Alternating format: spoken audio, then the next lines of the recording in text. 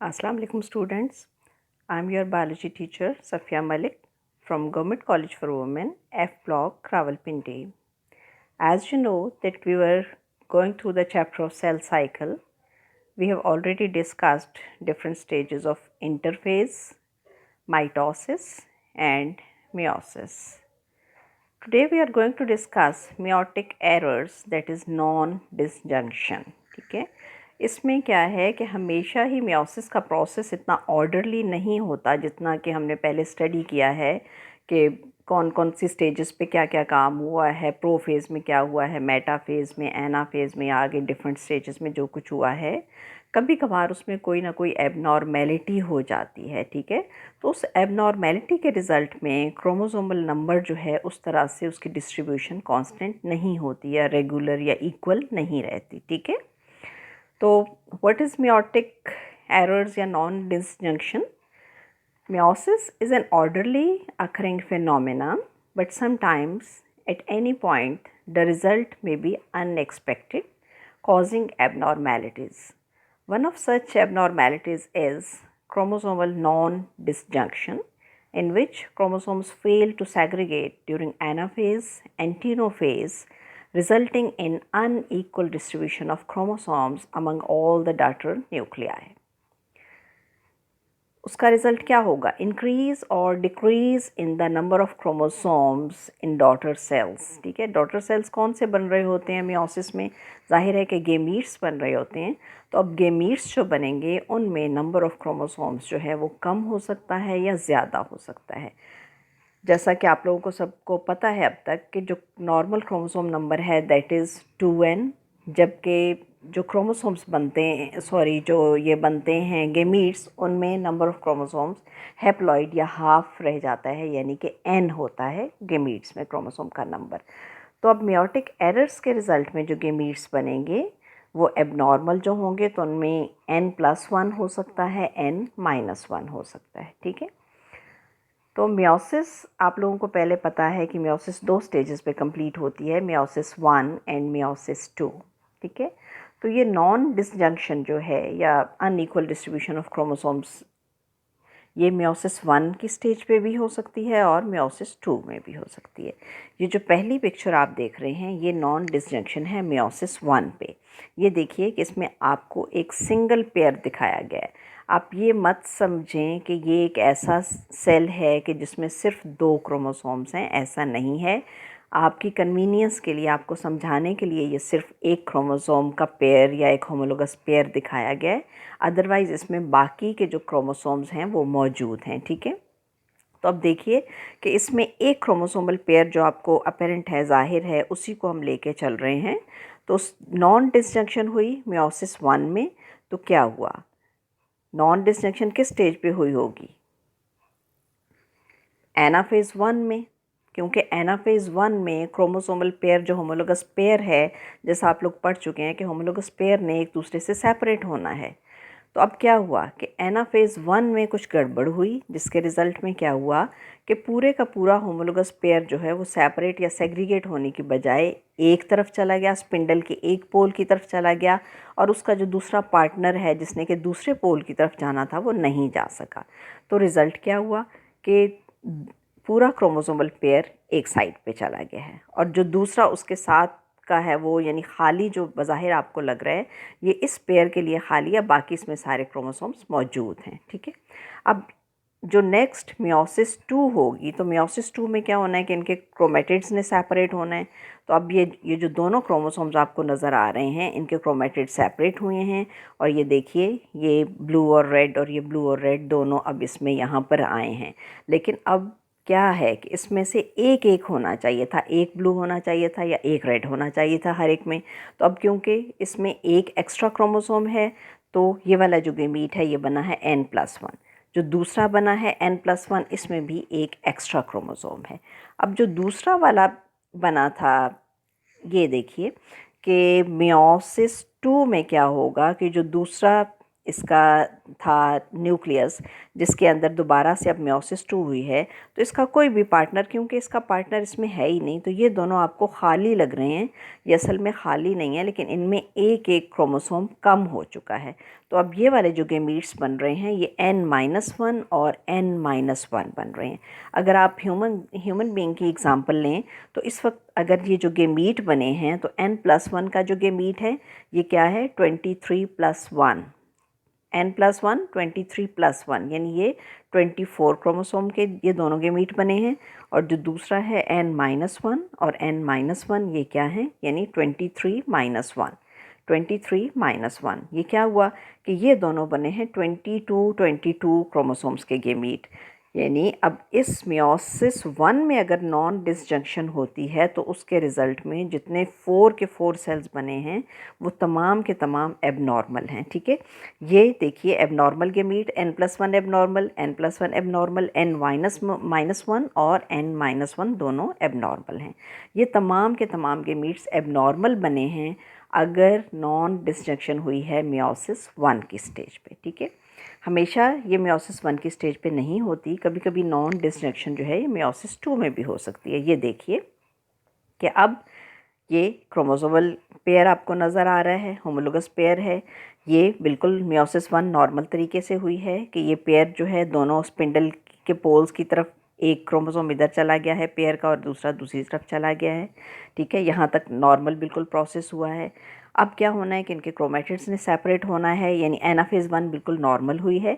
Anaphase 2 में अगर कोई एबनॉर्मेलिटी होती है तो उसके रिज़ल्ट में क्या होगा कि ये उनके जो क्रोमेटिड्स हैं दे फेल टू सेपरेट, तो उसके डेफिनेटली सेंट्रोमियर नहीं हुआ डिवाइड, तो क्रोमेटिड सेपरेट नहीं हो सके। तो इसमें क्या हुआ कि ये देखिए एक इसमें गेमीट ऐसा बना जिसमें कि n+1 हो गया। ये देखिए n+1। अब जो क्योंकि दोनों के दोनों क्रोमेटिड्स एक सेल के अंदर चले गए, एक न्यूक्लियस के अंदर चले गए, तो जो दूसरा न्यूक्लियस था उसमें उसका साथ का क्रोमेटिड नहीं गया, बाकी क्रोमोसोम्स उसमें मौजूद हैं। तो अब इसमें क्या हुआ n-1 हो गया, यानी कि एक जो है वो 24 क्रोमोसोम्स का गेमीट, दूसरा जो गेमीट बना है वो 22 क्रोमोसोम्स का गेमीट। जबकि जो दूसरा वाला इसका पार्टनर है इसमें देखिए कि ये नॉर्मल तरीके से इसका सेंट्रोमियर डिवाइड हुआ है, इसके दोनों जो क्रोमेटिड्स हैं वो सेपरेट हो गए हैं, एक सेल में गया है, एक दूसरे सेल में गया है, बाकी इसमें क्रोमोसोम्स की तादाद पूरी है और ये इनका n यानी कि हैप्लॉइड क्रोमोसोम नंबर जो है वो है। अगर नॉन डिसजंक्शन आप लोगों ने अब देख लिया कि अगर मियोसिस 1 में हुई है तो चारों के चारों गेमीट्स जो हैं वो एबनॉर्मल बनते हैं, और अगर नॉन डिसजंक्शन जो है वो मियोसिस 2 में हुई है तो 2 गेमीट्स नॉर्मल बनेंगे और 2 गेमीट्स जो हैं वो नॉर्मल नहीं होंगे, उनमें क्रोमोसोम नंबर एक में एक्स्ट्रा होगा और एक में कम होगा। अब ये जो नॉन डिसजंक्शन है इसकी डिफरेंट टाइप्स हैं। इसकी टाइप्स हैं डॉन सिंड्रोम, क्लाइनफेल्टर सिंड्रोम और टर्नर सिंड्रोम। अब हम इनको वन बाय वन डिस्कस करेंगे। ठीक है, नंबर 1 इज़ डॉन सिंड्रोम, इसको मंगोलिज्म भी कहते हैं। ये आप देखिए पिक्चर, आपको पिक्चर देख के अंदाज़ा हो गया होगा कि आपने इस तरह के तो कई बच्चे अपने इर्द गिर्द देखे हुए हैं। ठीक है, इन बच्चों को मंगोल बच्चे कहते हैं। और ये क्यों इस तरह हैं कि इनका जो क्रोमोसोमल नॉन डिसजंक्शन है वो क्रोमोसोम नंबर 21 जो क्रोमोसोम है पेयर उसका, इट फेल्स टू सेग्रीगेट। ये देखिए कि 21 पेयर में इसकी सेग्रीगेशन नहीं हो सकी, ये 22 पेयर है, ये 21 पेयर है। तो फिर जाहिर है कि जब फर्टिलाइजेशन हुई है तो यहाँ पर 3 क्रोमोसोम्स आ गए हैं, यानी इसमें एक क्रोमोसोम एक्स्ट्रा होता है। अगर आप इसकी देखें जेनेटिक मेकअप तो 2n, इसका जब जायगोट बना है 2n है, प्लस उसमें एक क्रोमोसोम एक्स्ट्रा है।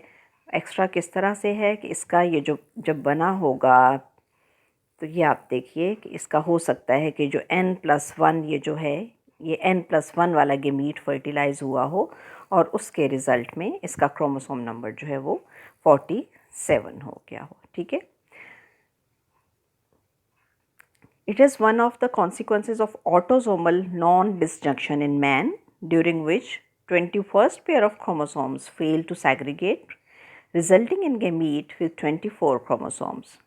When this gamete fertilizes normal gamete, the new individual will have 2n plus 1, that is 47 chromosomes.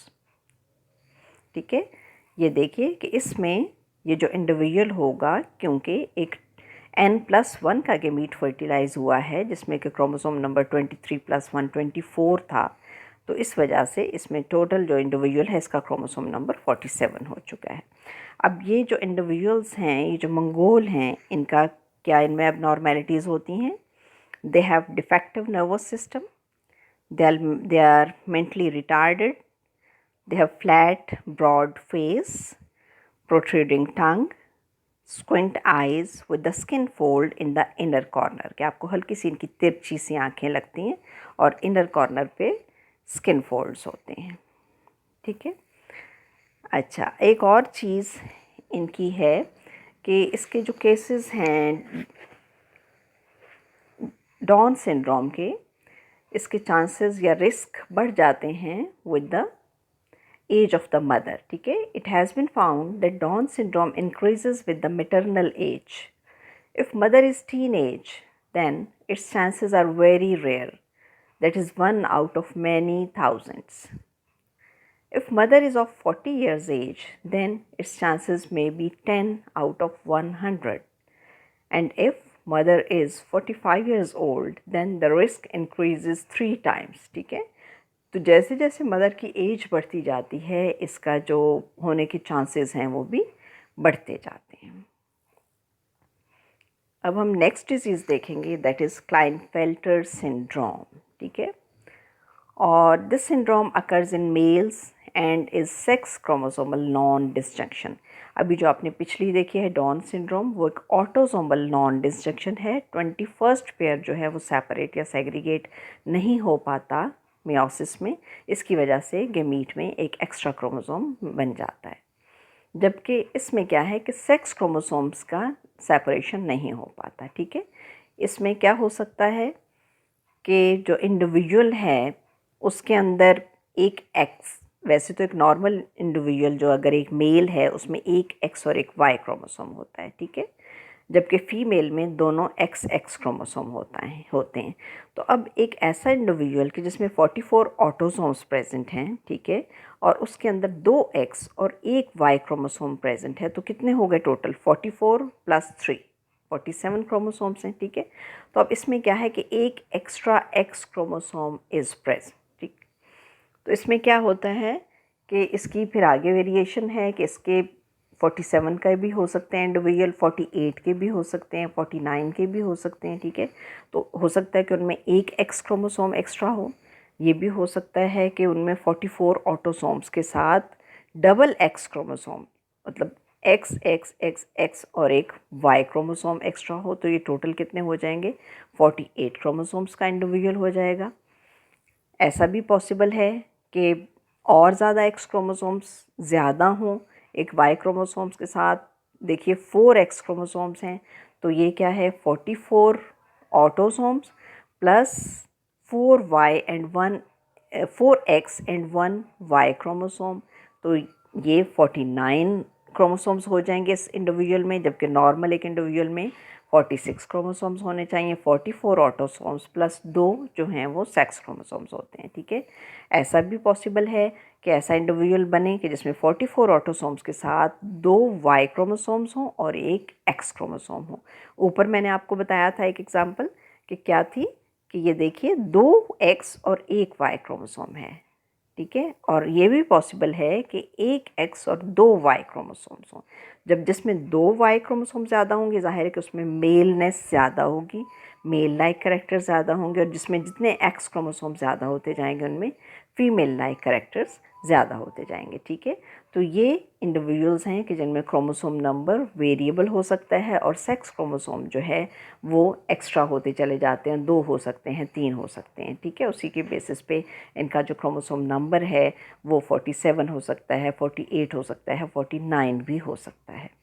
अब ये जो इंडिविजुअल्स हैं इनमें क्या एबनॉर्मेलिटीज़ हो सकती हैं कि फिनोटिपिकली यानी बज़ाहिर दे आर मेल्स, ठीक, लेकिन इनमें क्योंकि एक्स क्रोमोसोम साथ प्रेजेंट होता है, ये इनमें इतना ज़्यादा एक्स क्रोमोसोम प्रेजेंट है, तो उसमें फीमेल लाइक के कैरेक्टर्स भी आ जाते हैं।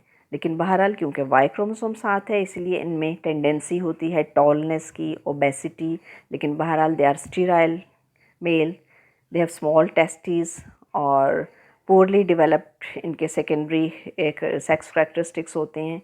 और इसके जो रिस्क हैं या चांसेस इसकी अकरेंस के हैं वो हैं 10 आउट ऑफ 10,000 बर्थ्स। ठीक है, तो आज के लिए इतना ही काफ़ी है। इंशाल्लाह कल हम एक नई एबनॉर्मेलिटी को डिस्कस करेंगे। ओके, अल्लाह हाफिज़।